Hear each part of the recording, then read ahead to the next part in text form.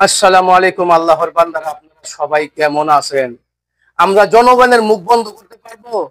আমরা 10 জনের মুখ বন্ধ করতে পারবো ভাই? আমার মনে হয় না আমরা জীবনে পারবো।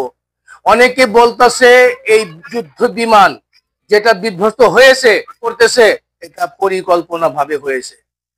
অনেকে বলতেছে হয়তোবা বিমানের কোনো ত্রুটি ছিল। এখন এর সৃষ্টিকর্তাই ভালো জানেন। এত বড় জায়গা থাকতে কেন স্কুলের মধ্যে এই ঘটনাটা ঘটলো? এটা অন্য জায়গায় করতে পারতো সাধারণ জনগণের কথা। তারপরে আমি বাংলাদেশের প্রধান উপদেষ্টা বাংলাদেশ সকল জনগণকে বলবো এটা যেন সুষ্ঠু তদন্ত করা হয়। অ্যাকচুয়ালি ঘটনাটা কি ঘটেছে?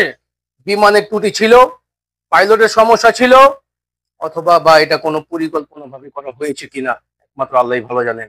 সকলকে বলবো ভিডিওটা বেশি পরিমাণ শেয়ার করেন, কারণ আমরা জনগণের মুখ বন্ধ করতে পারবো না। পারবো ভাই?